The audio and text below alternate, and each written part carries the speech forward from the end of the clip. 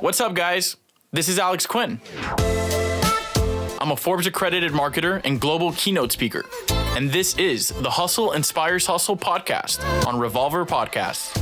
We are a self-development and entrepreneurship community for go-getters to organize their life and business. Get ready to gain knowledge from top-level entrepreneurs and world-class business leaders and be one step closer to becoming the ultimate entrepreneur. This episode is brought to you guys by HoneyBook. HoneyBook is an all-in-one business management platform made for the modern entrepreneur. Manage your invoices, contracts, and payments all in one platform. Go to honeybook.com and use promo code ALEX to get 50% off. What is going on, guys? This is Alex Quin, and you're listening to the Hustle Inspires Hustle podcast. And today we have a crazy special guest. You guys have no idea how excited the team is to be able to have this guy on the podcast. He has brought our team so much value in the last few months. We've been able to really turn around a lot of our strategies with actionable steps that he's been providing for us to use with all the content he puts on social media. So without further ado, guys, we have Neil Patel. What's going on, Neil? Not much. Thanks for having me. Of course, brother. I see that you are extremely busy. You are up to so many crazy moves, and it just takes me back. I remember the first time I saw you on social media was probably when I was around like 19. I'm 25 now. It's like 18, 19. You were doing giveaways on Instagram. Am I correct? Yeah, I've done a lot of stuff. So you were doing like MacBooks. And I was like, man, this guy's onto something. MacBooks, Beats by Dre, like I would do anything back then. And I was just testing out a lot of different stuff, or more so my team was. Some of those things worked out, some of them didn't. But our main core focus is our ad agency. All those other things are just fun marketing experiments that we tried testing and learning. Of course. Now, how did you get into the marketing game? How old were you when you really got into this? Like, was this always the path that you wanted to go down? Not necessarily. It was more so back in the day, I started a job board, right? I was trying to find a job. I couldn't find a job, so I started a job board. And what ended up happening was it came up, popped it up, and no one was coming to my site. Wasn't earning any income. I paid a few marketing firms because at that time I learned you had to do marketing. I know this sounds foolish, but I was like, oh, you pop up a site, people just come. I learned quickly that's not how it works. Eventually, I learned what marketing was, paid a few marketing firms, got burned, lost all my money, had no choice but to learn it on my own, got good at it, and then that's what started my marketing career. Trying to solve your own problems. That's amazing. You try to solve your own issue and you created solutions around it. And around what age were you when you said, all right, I'm going to take this on full time? Well, I started when I was in my teens. So technically I didn't have a job anyway. So I just did it full time because I wasn't making any money. When did you realize that giving people, because you've always been giving value up front. When did you realize that giving people value up front was going to be the way to be able to scale your agency or to grow as a personal brand? Can you repeat the question again? Yeah, like around, like obviously you tried different tactics, you tried different things getting out there and building a client base, but when was it really that turning point for you where you were like, all right, I need to give massive value up front, do all like for example, Ubersuggest. It's the perfect example of value up front. It's free, but it wasn't always like that. So did you learn early on that you needed to do this? Did you obviously keep eye on the landscape of social media and see how everything was changing and say, hey, you know what? This is what I need to do. I need to start making investment, because people get stuck on what they currently have and they don't realize that you have to continue to grow and continue to innovate and expand. And that's something that you've continuously done. When is it that you realized that you needed to completely make moves like Quicksprout or Ubersuggest rather than just continue the growth of marketing? It took a long time. So it didn't happen overnight. It was a lot of slow, gradual things. Like, for example, I've always known that Google makes a ton of money. We all have. But why is it that the majority of the clicks go to SEO results and yet SEO companies barely make any money, right? Like something's flawed in that model. So I was looking at a lot of these things, and that's why I came up with Ubersuggest. I'm like, let me give it away for free. and see what can happen. It was just experiment, just like that Instagram stuff, right? It was all experiment. Yeah. As for the value creation, I've always been that way because when I started off, people helped me out for free and they didn't expect anything in return. So eventually, as I started doing okay, I'm not rich or successful or anything like that, but as I started doing okay, eventually I did the same thing in which I just kept helping out other people for free. I was like, why not? If people are going to help me and it's helped me get to where I am, why wouldn't I do the same for other people? I get you 100%. And that's what I preach on now. But I wasn't always like that. When I first started out in the marketing game, I kind of wanted to keep it all to myself, like all the secrets to myself, everything to myself. And I quickly realized that through helping people, helping each other, collaborating, strategic partnerships, you get much further faster. So that was a big change for me, at least from the beginning. I had to completely switch my mindset around because I myself have an agency called UADV. And we've pretty much been operating for 5-6 years now. We scaled to about 17 employees at the peak. And then I had to go through a really big change in both like mentally, how I operated my business systems. I was very young. I was 22 years old, trying to figure all of this out, trying to have all this staff, but it was just the constant self-development. Like you, as an entrepreneur, I've learned that reinventing yourself there's nothing wrong with that. Some people are afraid of change or are afraid to embrace change. But I mean, bro, you probably more than anybody know that all of these big decisions that you've had to make, Neil Patel Digital, Quicksprout, Ubersuggest, all of these things that you've continued to add on are always a big risk factor, but they're always part of the growth. And it's necessary to continue growing the business. And you also have to be in the proper mindset to be able to take these things on and continue to expand on everything you have going on. Exactly. It is big risk. None of them come easy. Some of them end up costing you the farm, right? Like in which they just lose you so much. It's scary. But if you don't take those risks, you'll never get to where you want. At least that's my philosophy. If you're listening to this podcast, we definitely want to know more about you. Let me know about a time that you took a big risk and how the outcome was. Head over to my Instagram, Alex Quin with one N, and press the contact button on the profile page to either text me or DM me. Now, you had some pushback from making Ubersuggest free. You want to talk a little bit about that? What do you mean pushback? Like there was a lot of people that were against maybe having you do it free. When you decided to make that jump, did you have a lot of friction in that change? So there were some people who were just like, I don't know why you would do it. It's going to give everyone the same competitive advantage. But there wasn't too many people who said that. There was more people who had said, yeah, right, you're not going to give it away for free. And if you do, it's going to suck. And, if they think it's good or bad, that's their opinion. It's up to them. Majority of the people, though, said, yeah, we appreciate it. We would love it if you gave it for free. Because why not? Who'd want to spend $100 a month when you can have something for free? I'm not saying we're as good as the people who charge $100, or we're better, or we're worse. That's up to other people to make that decision. And hey, we're free, so they can quickly figure out what they think of us. But my goal is just to provide a ton of value and not worry about monetization in the short run. And even ideally long run, I don't want to charge for Ubersuggest. I do want to keep it free for life if possible.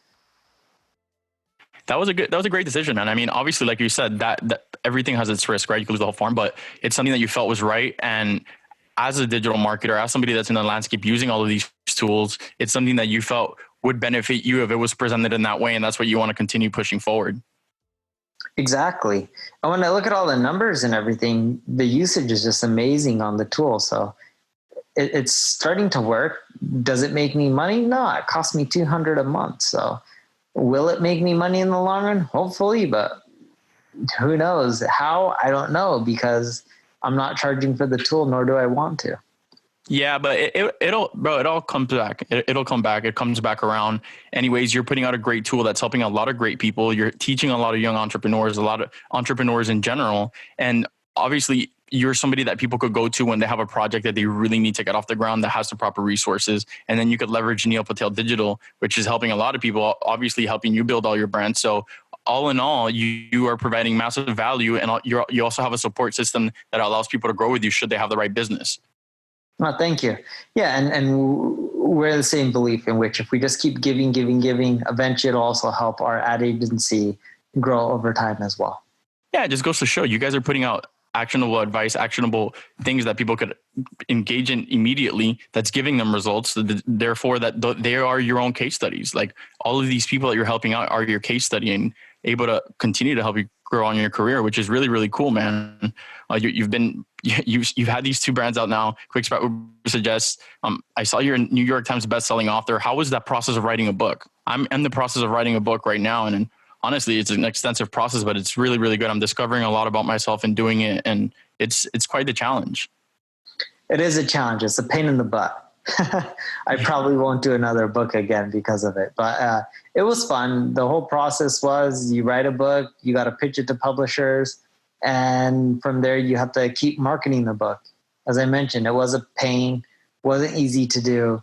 Was it rewarding and worth it? Yeah, but I don't know. I'm a bit weird. I wish I published the whole book and made it 100% free and just put it online. Some people say, no, people don't find value unless they pay for it. And that could be the case. I just like the concept of giving away knowledge and information for free. I don't believe people should have to pay for it. And you know what's funny that you just mentioned that, because that takes me to something I wanted to talk to you about just now.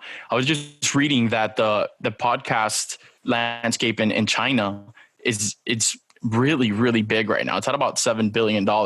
And one of the biggest things they have right now is that they're actually charging for podcast subscriptions. How do you feel about that? Or where do you see us being close to that here in the US? Obviously our podcast base is way smaller here than it is in China, but how do you feel about that? Yeah. I think there's nothing wrong for charging if that's how you want to make money. See, my mom was a teacher, and that's why education should be for free, because that was the values that I was instilled by my mother. Whether it's right or wrong, I don't know, but those are just the values that I was instilled with.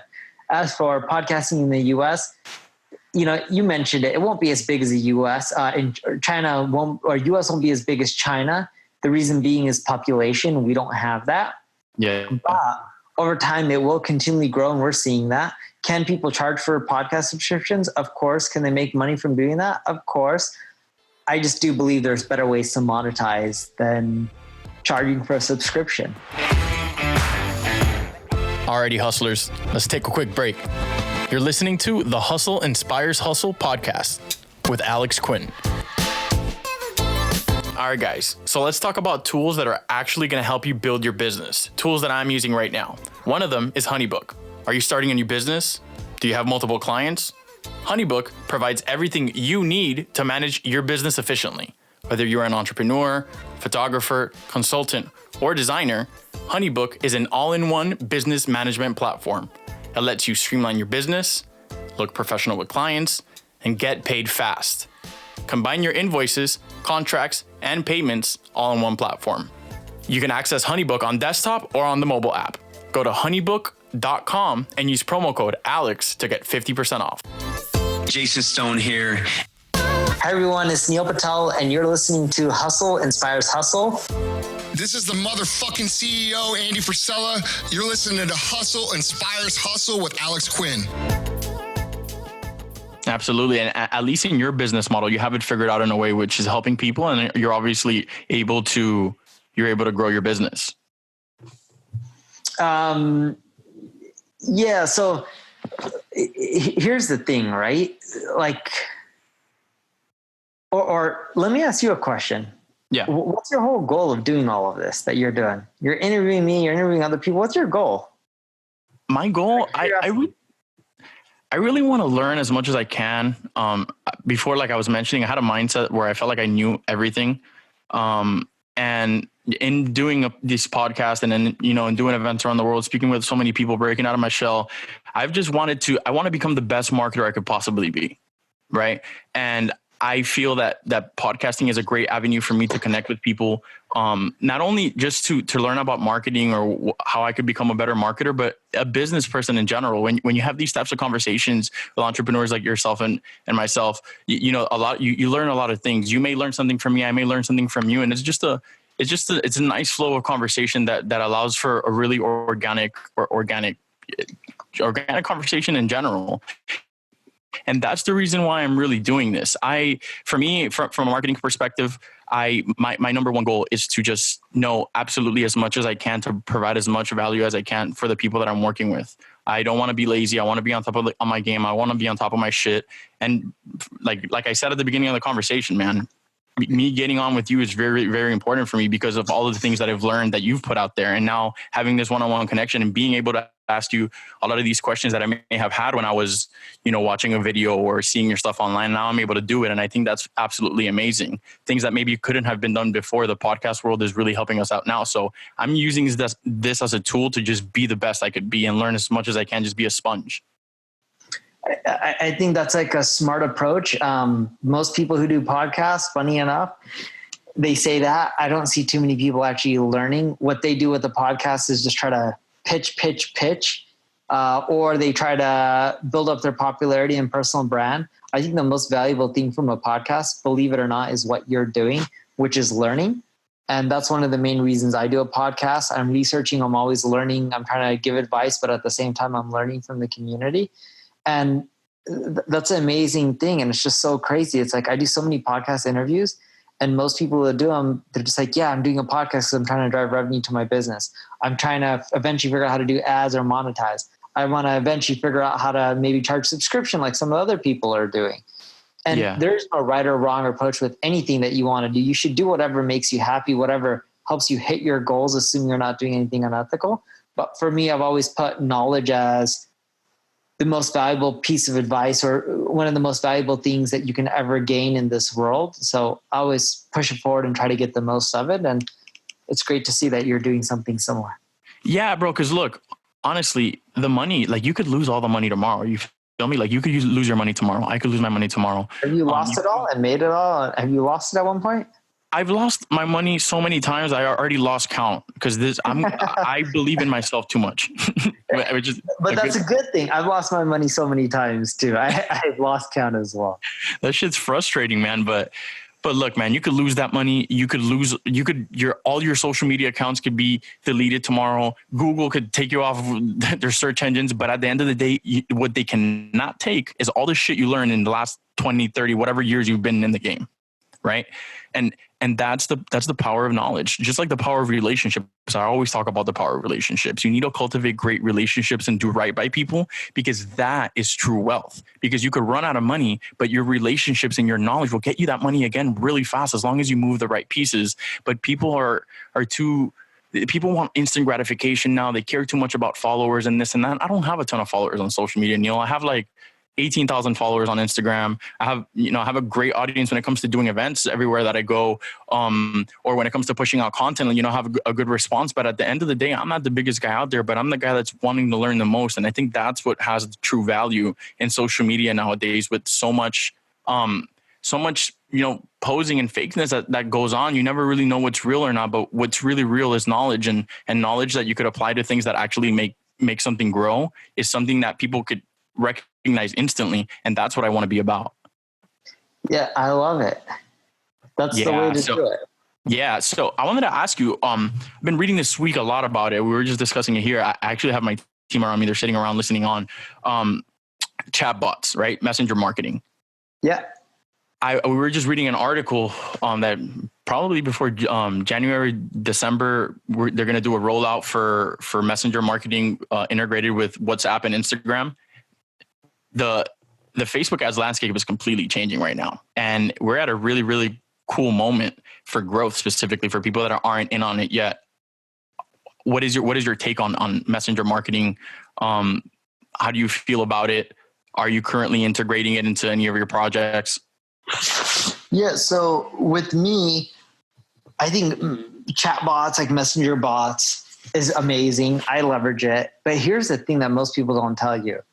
Or basic stats. We here in the United States are using like iPhone, iMessage, all that kind of stuff. I don't know what they use for Android, but around the world, when I travel to all these events, speak to people, they're using like WhatsApp. In certain countries, it still costs money to text message, believe it or not. So people are starting to use things like WhatsApp, which are free. And now the United States, we were late adapters to WhatsApp compared to some of the other countries. But I do believe Facebook Messenger, once it's all intertwined, is going to be the future of messaging and how you communicate with each other. I do believe there's a ton of opportunities, but like everything else, I do believe Facebook's going to clamp down the reach. I do know for a fact eventually they are going to charge for the messages. So even if you have a big list, like think of emails. You collect 100,000 emails, you want to send out an email, you got to pay the service provider to send out those emails. Sure, and there's costs for them, but Gmail doesn't charge you to have your email go into someone's inbox. Facebook eventually is going to charge you for your messages to get across to certain people, even though they're on your list. Absolutely. Absolutely. So that's the shitty part. There's a ton of opportunities. It is because that starts affecting it. It starts affecting the process again. Ad spend. It just starts adding more cost to it, and then obviously, then some people are not going to be able to advertise. Kind of like what's going on right now. There's been a big change in Facebook ads. It was way cheaper to convert before, and now it's not. So there's a smaller market share of people being able to work on it due to the fact they may not have enough budget to test, get enough data, et cetera, et cetera. So, I mean, I guess the people that really need to, that are really going to benefit from it are the people that are on top of it right now and are going to be ready for that change. Yeah. And I don't blame Facebook for any of this kind of stuff. They're a business. They should do what's best for them. Yeah, but, of course. We got to do what's also best for us. And I'm going to use messaging. I'm going to keep doing it. I'm just saying it's going to suck because eventually it's going to cost money. And you know what? Then when it costs money, I'm still going to end up using it and paying them money. Like, what else am I going to do? No, of course, man. We gotta pay for these tools. I mean, all these, I go crazy sometimes looking at how many programs we use for operating the agency. So many that for somebody that doesn't even work on computers, if they even remotely looked at this, all the shit that we have to click through, they would probably go crazy. Yeah, no, it is crazy. Like all the stuff, all the apps, all the programs, it adds up to being a lot after a while. Yeah, bro. So listen, man, I know you're busy. I know you got a lot of stuff to do. I want you to go ahead and plug in any exciting things you have going on right now that the audience could benefit from. Any of your projects that we just briefly discussed. Just go ahead and let them know. My ad agency, Neil Patel Digital. Other than that, I am releasing a new version of Ubersuggest soon. So that's going to be fun. It'll have way more keywords. It'll have local results, so you can do keyword and marketing based off of local regions. And then we're going to add in question and answers and dashboards and tracking of rankings and all this kind of stuff, all for free.